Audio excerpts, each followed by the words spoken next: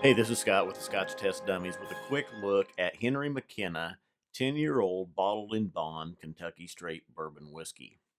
Now, for the second year in a row, this just won accolades at the San Francisco World Spirits Competition.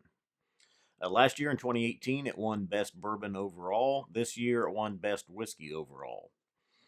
Coming in at $35, it's a 10-year-old bottled in bond Kentucky straight bourbon whiskey.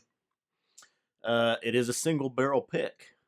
The one that I happen to have here is 5451, which is where some of the inconsistencies are going to come in with the San Francisco Spirits competition, in that the single barrel that they chose is a different number.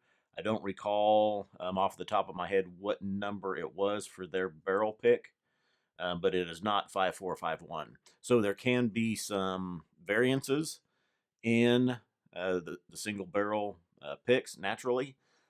This has not even been open. I'm going to crack it and pour it and see what we get. They did change up. It used to be a screw top. This is now a cork. Probably last year in 2018 after they won in the competition, they decided to put a cork in it. So with the bottled in bond has to be 50% ABV, which it is, minimum of 4 years old. This is 10 years old. Has to have the strap over it, make sure it's secure. It has to be kept in a secure warehouse. Nose, a lot of cinnamon, caramels, oak, a lot of good standard bourbon notes. Doesn't come off real strong. Don't really get any youth, young alcohol showing at 10 years. Great nose going.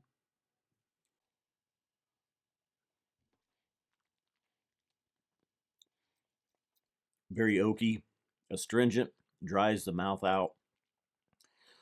Great bourbon notes, caramels, cinnamons, little black pepper, little spice. I believe there's a little bit of rye in the mash bill on this.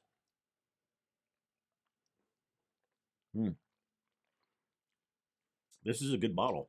This was a good barrel. Barrel 5451 is a good barrel. A little bit of nuttiness. It's got a little nuttiness. The cinnamons, the caramels, oakiness, spice. Great bourbon. This comes in at least before the second award now, the 2019 overall whiskey winner. This was $35, which actually it's gone up a couple years ago. Bart and I both reviewed it. I think it was September of 16. And I think it was $25, $27 at that time in our area. After winning last year, you saw a little bit of a price increase up to the 30s, where it's been around $35. Hopefully, it stays in that range and doesn't go up. But winning the award now, who knows what's going to happen with that? I added a drop of water.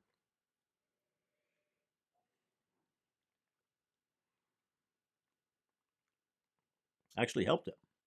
Helped with the mouthfeel. Still a lot of oak. Still astringent. It's very good. Actually, this bottle is coming off better than the other bottle I had a while back, and that's the differences you're going to see with the single barrels. Is those differences? You may get some single barrels that just aren't up to par, that aren't up to the same quality of others. This one is very good. I would say that if I'd have paid $50 or $60 for this bottle, by this the palette on this one, it would have been worth it. Hopefully they stay in the $35 range, which is ideal. And I don't know what will happen with the secondary on this one, but